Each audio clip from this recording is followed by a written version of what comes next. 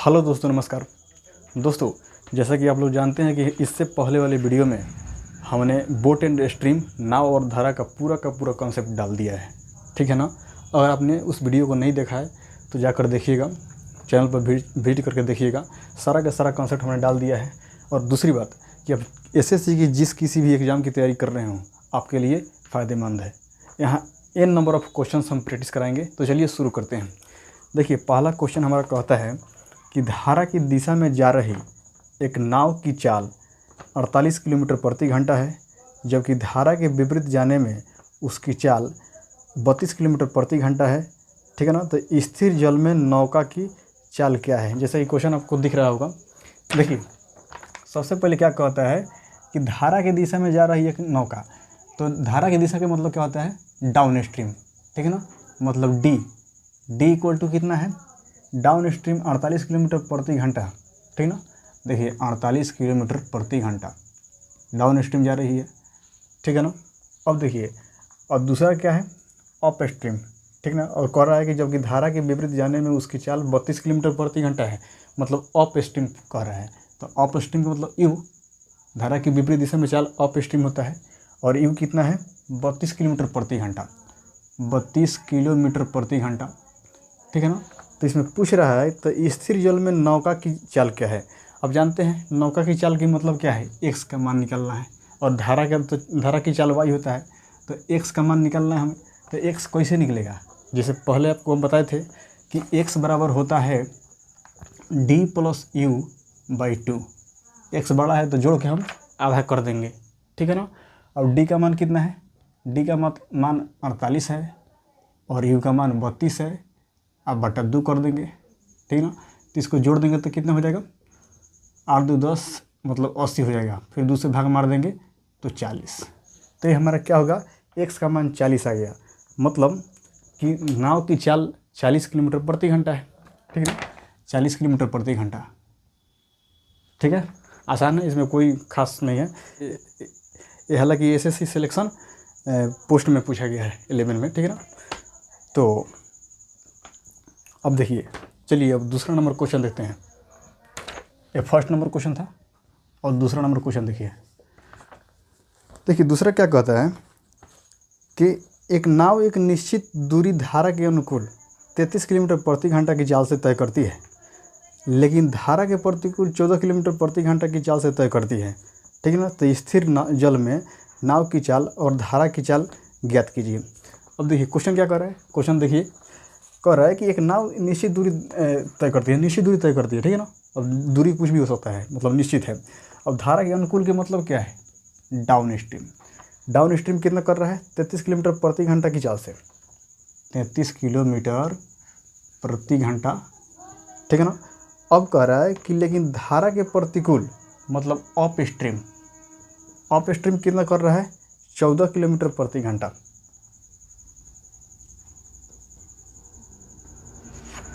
ठीक है।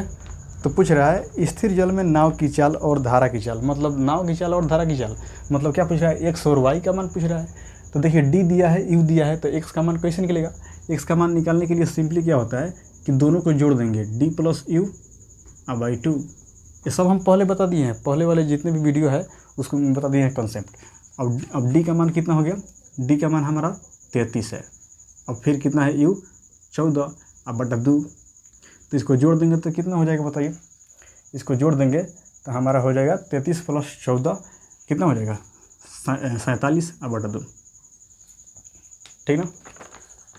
अब तो 47 बटा 2 कितना होता है? 23.5, 23.5 किलोमीटर प्रति घंटा, ठीक ना। 23.5 किलोमीटर प्रति घंटा हो जाएगा, बात खत्म। अब देखिए, अब तो y का मान निकालना है। तो y का मान कैसे निकलेगा? d minus you by 2। ये भी आसान है। तो d का मान हमारे पास 33 हो गया, 33 अब माइनस 14 बटा 2। तो इसमें से घटा देंगे तो कितना हो जाएगा बोलिए? तो 13 में से 4 जाएगा 9, 19, ठीक है ना। और 19 बटा 2 इसका मतलब क्या हो गया? 9.5, मतलब 9.5 किलोमीटर पर घंटा। तो यहाँ एक्स क्या है? धारा की चाल। धारा की चाल कितना है? 23.5 किलोमीटर प्रति घंटा और नाव की चाल कितना हो गया, और नाव की चाल हो गया हमारा 9.5 किलोमीटर प्रति घंटा, ठीक है ना। तो आप देख सकते हैं। तो चलिए तीसरा नंबर क्वेश्चन देखते हैं। देखिए तीसरा नंबर क्वेश्चन जैसा कि दिख रहा है, कहता है कि कोई व्यक्ति शांति जल में 5 मीटर पर सेकंड की चाल से नाव चला सकता है, ठीक ना। धारा की चाल 6 किलोमीटर प्रति घंटा है। उसके द्वारा धारा की दिशा में 76.8 किलोमीटर की दूरी तय करने में लगने वाला समय ज्ञात करिए। देखिए यह क्वेश्चन कह रहा है कि उसके द्वारा धारा की दिशा में 76.8 किलोमीटर दूरी तय करने में कितना समय लगेगा धारा की दिशा में, तो कहीं ना कहीं डाउन स्ट्रीम पर ही निकालना पड़ेगा। अब देखिए कैसे। अब मान लीजिए कहता है कि शांति जल में इतना 5 मीटर पर सेकंड की चाल से नाव चला सकता है। तो नाव की चाल का मतलब तो x होता है, पहले ही बताए हैं। तो x का मान कितना दिया है, x का मान हमारा दिया है 5 मीटर पर सेकंड, ठीक ना, हो गया। और कहता है कि धारा की चाल 6 किलोमीटर प्रति घंटा है। धारा की चाल का मतलब क्या हो गया, y 6 किलोमीटर प्रति घंटा। तो एक काम कर लेते हैं, किलोमीटर में इसको भी बदल लेते हैं। तो आप जानते हैं कि मीटर पर सेकंड को किलोमीटर में बदलने के लिए, किलोमीटर पर घंटा में बदलने के लिए 18/5 से गुना करते हैं, ठीक ना। तो 18/5 से गुना कर लीजिए, ठीक ना। तो 5 से 5 कटता है, यानी कि 18 किलोमीटर पर आवर। देखिए क्या होता है कि मीटर पर सेकंड को किलोमीटर में बदलना होता है तो 18/5 से गुना करते हैं, लेकिन जब वही किलोमीटर पर घंटा को हम मीटर पर सेकंड में बदलते हैं तो 5/18 से गुना कर देते हैं। एक कॉन्सेप्ट आपको पता है, ठीक है, पता होना चाहिए। तो ये हो गया। तो क्वेश्चन क्या कहता है आगे क्वेश्चन कहता है कि उसके द्वारा धारा की दिशा में 76.8 किलोमीटर, देखिए 76.8 किलोमीटर दूरी तय करना है धारा की दिशा में। इसका मतलब क्या है, डाउन स्ट्रीम, मतलब x + y होता है, पता है आपको, ठीक ना। तो आप समझ लीजिए डाउन स्ट्रीम 18 + 6 कितना हो गया, 24 हो गया। तो धारा की दिशा में इतना दूरी तय करना है, तो क्या करेंगे, 24 से हम भाग दे देंगे डाउन स्ट्रीम में। डाउन स्ट्रीम का मतलब क्या हो गया कि धारा की दिशा में दूरी तय करना है। तो इसीलिए 6.8 में 24 से भाग मार देंगे। तो यहाँ पर भाग मार सकते हैं 4 से, 4 × 24 4, 4 × 4, 4 × 9 36, ठीक ना, 4 दूना 8, और भाग मार सकते हैं 6 × 3 = 18 और 6 दूना 12। तो यानी कि कितना हो गया, इतना क्या हो गया, तो 3.2 हमारा क्या हो गया बताइए, मतलब समय लगेगा इतना ही, क्या लगेगा, घंटा समय लगेगा, ठीक है। तो यही पूछ रहा था कि लगने वाला समय घंटे में कितना है, और 3.2 घंटा, ठीक है, इतना ही लगेगा। समझ में आ गया। तो आसान है काफ़ी। जब कॉन्सेप्ट आप देखे हैं इसके पहले वाले वीडियो में तो आपसे बन रहा होगा, कोई दिक्कत नहीं है, ठीक है ना। चलिए अब चौथा नंबर देखते हैं। चौथा नंबर क्या क्वेश्चन कहता है कि एक व्यक्ति एक नाव द्वारा धारा प्रवाह की विपरीत दिशा में 3 सही 3/4, देखिए 3 सही 3/4 का मतलब क्या होता है, यहाँ पर देखते हैं 3 सही 3/4, इसका मतलब क्या होता है, 4 × 3 = 12, 12 × 3 = 15/4, ठीक ना, यही ना होता है, ठीक ना। तो ये क्या कह रहा है कि विपरीत दिशा में इतना किलोमीटर की दूरी तय करता है, इतना किलोमीटर की, ठीक ना। और क्या कहता है, और इसको इतना दूरी तय करने में समय कितना लगता है इसको, 1 सही 1/2 घंटा, 1 सही 1/2 घंटा। इसका मतलब 2 × 2 और 2 × 3/2 इतना घंटा। तो याद रखिएगा कि डाउन स्ट्रीम मतलब धारा की दिशा में कैसे निकलेगा, धारा की दिशा में चाल कैसे निकलेगा। तो देखिए इतना समय लग रहा है, इतना मतलब दूरी है 15/4। क्या होता है जब दूरी में हम क्या करेंगे कि समय से भाग मारेंगे तो चाल निकलेगा। तो समय तो हमारा इतना लग रहा है, तो 3/2। आपको पता है कि इसको कैसे करते हैं, 15/4, और जब भागा में है तो गुना में तो ऊपर हो जाता है, पड़ जाता है, 2/3 होगा। तो 3 × 5 = 15, अब 2 दूना 4, यानी कि कितना हो जाएगा, 5/2 का मतलब 5/2 हो जाएगा। 1 किलोमीटर पर आवर में क्या हो जाएगा, डाउन स्ट्रीम निकल गया, डाउन स्ट्रीम निकल गया। समझ रहे हो ना। अब आगे देखिएगा, आगे हमारा क्या कहता है कि अब बताइए कि हाँ, धारा प्रवाह की दिशा में 13 किलोमीटर की दूरी तय करने में 2 घंटे का समय लेता है, ठीक ना। धारा प्रवाह की विपरीत दिशा में, इसका मतलब क्या है, 13 किलोमीटर की दूरी तय करने में 2 घंटा लगता है। तो याद रखिएगा डिस्टेंस में और समय से भाग मार देंगे तो जाहिर सी बात है कि चाल निकलेगा। लेकिन धारा प्रवाह की विपरीत दिशा में तो 2 घंटे का समय लग रहा है, यानी कि 13/2 कितना हो गया, ये हमारा किलोमीटर पर आवर हो गया। तो हम निकाल दिए कि धारा प्रवाह की दिशा में 5/2 किलोमीटर पर आवर और धारा प्रवाह की विपरीत दिशा में 13/2 किलोमीटर पर आवर क्या हो गया, चाल हो गया। तो पूछ रहा है कि अब देखिएगा, लेकिन यहाँ पर क्वेश्चन में पूछ रहा था कि व्यक्ति को स्थिर जल में 90 किलोमीटर की दूरी तय करना है, तो हमें x की मान चाहिए। स्थिर जल में तय करना है ना नाव को, तो x का मान निकालेंगे। तो x का मान कैसे निकलेगा, पता है आप लोग को d+u/2, ठीक ना। और d हमारा कितना है 5/2 और प्लस u कितना है 13/2, बटा 2 कर देंगे, ठीक ना। अब देखिए 13 और 15 इसको जब जोड़ेंगे तो 18/2 अब बटा 2, यानी कि 9/2। ये हमारा क्या हो गया, यही हमारा चाल हो गया 9/2 किलोमीटर पर आवर। देखिए इतना करने की ज़रूरत नहीं है, बहुत लंबा प्रोसेस हो गया। इसको आप मतलब चुटकियों में कर सकते हैं, यहाँ कैलकुलेशन थोड़ा कम करके कर सकते हैं। हालांकि हम आपको समझाने के लिए इतना कर रहे हैं, लेकिन आप लोग इतना करने का प्रयास मत कीजिएगा, ठीक है ना।